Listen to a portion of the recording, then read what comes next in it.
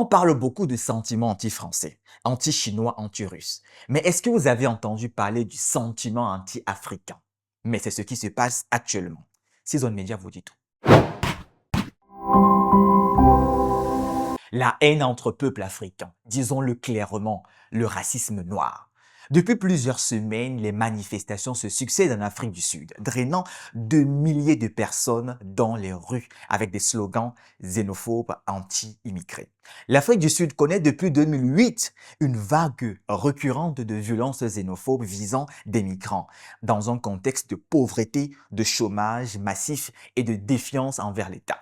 Des mouvements nationalistes relayés par les réseaux sociaux accusent les étrangers d'être responsables de la criminalité et de la dégradation des services publics avec le soutien implicite ou explicite de nombreux acteurs politiques. Le constat est peut-être plus frappant en Afrique du Sud.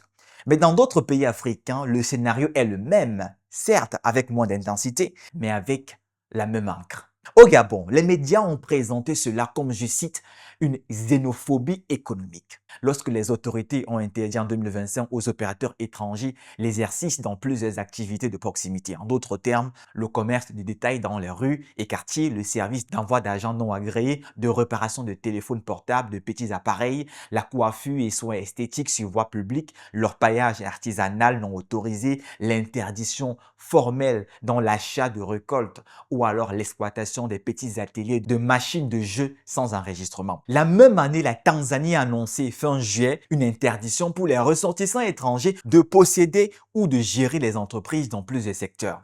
La plupart du temps, ces interdictions sont justifiées au nom du renforcement de la souveraineté économique. L'objectif ici n'est pas de peindre en noir les ambitions liées à la revendication de souveraineté économique, mais comment glorifier la libre circulation quand un sentiment anti-africain prend de l'ampleur. Certes, l'exemption de visa constitue un soulagement dans la procédure du voyage, mais si et seulement si elle s'accompagne d'un véritable sentiment de sécurité et d'acceptation entre les peuples africains. À quoi sert donc d'ouvrir les frontières si les mentalités, elles, restent fermées? Comment parler d'intégration africaine lorsque des Africains deviennent indésirables chez eux sur le continent? Peut-on construire une Afrique unie sur fond de méfiance, de rejet et de stigmatisation? La souveraineté économique doit-elle forcément se transformer en hostilité envers les étrangers africains? Et au fond, l'Afrique est-elle réellement prête pour la libre circulation ou sommes-nous encore prisonniers de nos propres frontières mentales? Dites-nous ce que vous en pensez en commentaire. Surtout, n'oubliez pas